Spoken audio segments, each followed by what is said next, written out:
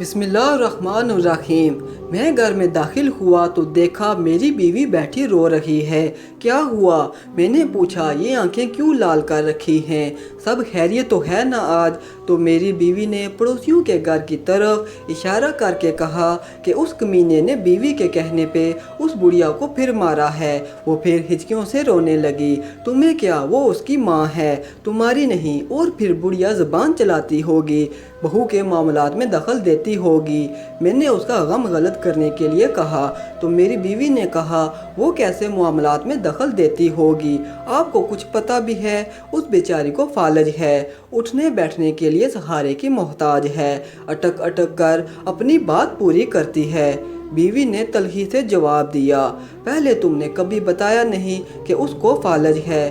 میں نے انجان بنتے ہوئے کہا، 1000 دفعہ تو بتایا ہے، مگر آپ کو کپڑوں کے علاوہ کچھ یاد رہے تو نہ۔ بیوی بولی، اچھا چھوڑو، ہم کر بھی کیا سکتے ہیں؟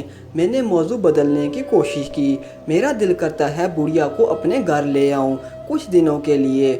میری بیوی نے کہا، کیا کہا؟ پاگل ہو گئی ہو؟ پرائی مصیبت اپنے گلے ڈالو گی؟ مجھے اس کی سوچ پہ غصہ آ گیا۔ صرف ہفتے بھر کے لیے؟ اس نے میرے غصے کو نظر انداز کرتے ہوئے کہا، شاید وہ پہلے سے ہی سب پلان بنا کے بیٹھی تھی۔ نہیں نہیں، یہ ناممکن ہے۔ اور پھر وہ کیوں دینے لگا اپنی ماں ہم کو؟ میں نے کہا، اس کی بیوی کئی مرتبہ کہہ چکی ہے کہ بڑھیا کہیں دفعہ تو ہو نہیں سکتی، کتے کی سی جان ہے، مرتی بھی نہیں۔ بیوی نے کہا، اچھا یہ کہتی ہے وہ؟ میں نے بیوی کا دل رکھنے کے لیے کہا، بس اب آپ مان جائیں اور اس کو اپنے گھر لے آئیں۔ یہ کہتے ہوئے وہ میرے پہلو میں آ بیٹھی، اور یہی اس کا خطرناک حملہ ہوتا ہے، اپنی بات منوانے کا۔ اچھا جی، اب اس بڑھیا کو گھر لانے کی ذمہ داری بھی مجھ پہ ڈال رہی ہو، اور یہ تو سوچو کہ تم اس کو سنبھال بھی لو گی۔ میں نے پوچھا، میں نے کہا، اپنے بچے تو ہیں نہیں، میں بھی گھر میں سوائے ٹی وی دیکھنے کے اور کیا کرتی ہوں؟ چلو وہ آ جائے گی تو میرا دل بھی بہلا رہے گا۔ اس نے اداسی سے کہا، ہماری شادی کو 10 سال ہو گئے تھے، مگر اولاد سے محرومی تھی۔ میں نے سوچا، چلو بات کر کے دیکھنے میں حرج نہیں ہے، کون سا وہ اپنی ماں ہمیں دینے پہ راضی ہو جائے گا۔ اگر راضی ہو گیا تو میں نے سوچا پھر بھی 1 ہفتے کی ہی تو بات ہے۔ اچانک مجھے خیال آیا، اگر وہ بڑھیا مستقل گلے پڑ گئی تو؟ میں نے اپنے خدشے کا اظہار بیوی سے کیا، یہ تو اور اچھی بات ہے۔ اس نے خوش ہوتے ہوئے کہا، سچ کہتے ہیں عورت بیوقوف ہوتی ہے۔ میں نے دل میں سوچا۔ اگلے دن شام کو کافی سوچ بچار کے بعد میں ان کے گھر گیا، کچھ بات کرنے کے بہانے۔ ڈرائنگ روم میں بیٹھا، اس نے جھوٹے منہ بھی چائے کا نہیں پوچھا، تو میں نے اپنے پلان کے مطابق اس سے کہا کہ میری بیوی فالج کا علاج قرآن پاک سے کرنا جانتی ہے، اور وہ آپ کی والدہ کا علاج کرنا چاہتی ہے۔ یہ سن کر اس نے کسی خوشی کا اظہار نہ کیا، تو میں نے بات جاری رکھی کہ اس میں مسئلہ یہ ہے کہ آپ کی والدہ کو ہفتہ بھر ہمارے ہی گھر پر رہنا ہوگا۔ آپ فکر نہ کریں، ہم ان کا اچھے سے خیال رکھیں گے۔ یہ سن کر اس کے چہرے پہ شرمندگی اور خوشی کے ملے جلے اثرات پیدا ہوئے۔ اس نے تھوڑی سی بحث کے بعد اجازت دے دی۔ میں نے اٹھتے ہوئے کہا کہ علاج میں 15-20 دن بھی لگ سکتے ہیں۔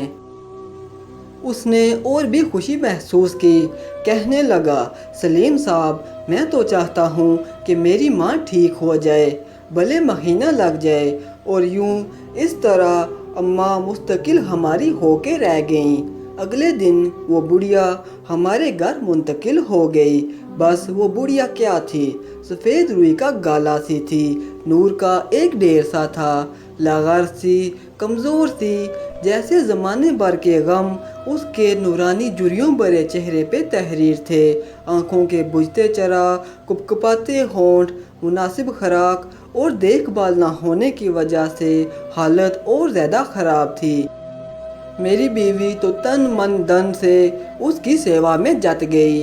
اس کے لیے ہر چیز نئی خریدی گئی، بستر، کمبل، چادریں، کپڑے، اچھی خوراک اور خدمت سے اماں کے چہرے پہ رونق آنے لگی۔ پتہ ہی نہ چلا مہینہ گزر گیا۔ پہلے اس کی بہو ہر 2 دن بعد آتی رہی، پھر 4 دن کا وقفہ ہوا، پھر ہفتہ ہونے لگا۔ اماں کو واپس لے جانے کی بات نہ اس نے کی اور نہ ہم نے۔ دوسرے مہینے میں وہ ایک ہی دفعہ آئی، گھر کی مصروفیت کا رونا روتی رہی۔ تیسرے مہینے کے بعد اس نے آنا ہی بند کر دیا۔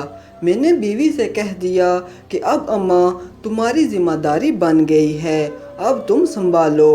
بیوی نے خوشی کا اظہار کیا۔ یہ غالباً 7واں مہینہ تھا کہ اس آدمی کو اس کی بیوی نے قتل کر دیا اور بعد میں وہ خود بھی پکڑی گئی اور یوں اماں صرف ہماری ہو کے رہ گئیں۔ ادھر جیسے جیسے اماں کی توانائی بحال ہو رہی تھی اور چہرے پہ رونق اور مسکان آنے لگی تھی، ویسے ویسے میرا کاروبار ترقی کرنے لگا۔ ایسے لگتا تھا جیسے مجھ پر دھن برسنے لگا ہو۔ سال بھر میں میری 3 دکانیں ہو چکی تھیں۔ تیسرے سال ہم تینوں میاں بیوی اور اماں نے حج کی سعادت حاصل کی۔ گلستان جوہر میں 500 گز کا بنگلہ خرید کر وہاں شفٹ ہو گئے۔ اماں ہمارے ساتھ رہیں، ہر پل ان کا ہمیں دعائیں دیتے گزرتا اور ہم میاں بیوی خوشی سے پھولے نہ سماتے۔ عجیب کرامت یہ ہوئی کہ اماں کی برکت اور دعاؤں سے اللہ رب العزت نے مجھے اولاد سے نوازا۔ آج وہ ہمارے درمیان نہیں، مگر ان کی کمی شدت سے محسوس ہوتی ہے، جیسے کوئی اپنا کہیں کھو گیا ہو۔ ہم نے بھی کبھی ان سے ان کا نام تک نہ پوچھا، بس ان سے ایک خلوص کا رشتہ تھا۔ پچھلے دنوں میری بیوی بہت خوش تھی۔ وجہ پوچھی تو کہنے لگی، میں نے ایک خواب دیکھا ہے۔ کیسا خواب؟ میں نے پوچھا تو اس نے کہا، میں نے دیکھا کہ محشر کا دن ہے اور سب حیران و پریشان کھڑے ہیں، ان میں بھی کھڑی ہوں کہ اتنے میں اماں آئیں اور میرا ہاتھ پکڑ کر کہنے لگی، منیرہ ادھر آ، میرے ساتھ تجھے پل صراط پار کرا دوں۔ میں ان کے ساتھ چلی۔ ہم ایک باغ سے گزرے، تھوڑی دیر میں باغ ختم ہوا تو ایک بڑا سا میدان آ گیا تو اماں کہنے لگیں، بس ہو گیا پل صراط پار۔ میں حیران ہوئی تو وہ بھی زور سے ہنسنے لگیں۔ پھر میری آنکھ کھل گئی۔ مبارک ہو بھئی، بہت اچھا خواب ہے، مگر تمہیں میرا خیال نہ آیا؟ قسم سے میں اتنی پریشان تھی۔ میں نے کہا چلو خیر، ہمیں بھی کوئی نہ کوئی مل ہی جائے گا جو پل صراط پار کرا دے، آمین۔ بیوی نے جیسے دل کی گہرائیوں سے کہا، اور پھر اس کو میں نے یہ نہیں بتایا کہ ایسا خواب میں بھی دیکھ چکا ہوں، بس فرق یہ تھا کہ اماں نے میرا ہاتھ پکڑتے ہوئے کہا تھا، چلو تمہیں منیرہ کے پاس لے چلوں، وہ پل صراط کے پار تمہارا انتظار کر رہی ہے۔ آخر میں ایک بات عرض کرتا چلوں کہ اگر کبھی کوئی ویڈیو، کال، واقعہ، سچی کہانی یا تحریر وغیرہ اچھی لگا کرے تو تھوڑی سی زحمت فرما کر اپنے دوستوں سے بھی شیئر کر لیا کیجئے۔ یقین کیجئے کہ اس میں آپ کا بمشکل 1 لمحہ صرف ہوگا، لیکن ہو سکتا ہے کہ اس 1 لمحہ کی اٹھائی ہوئی تکلیف سے آپ کی شیئر کردہ تحریر ہزاروں لوگوں کے لیے سبق آموز ثابت ہو سکتی ہیں۔ شکریہ۔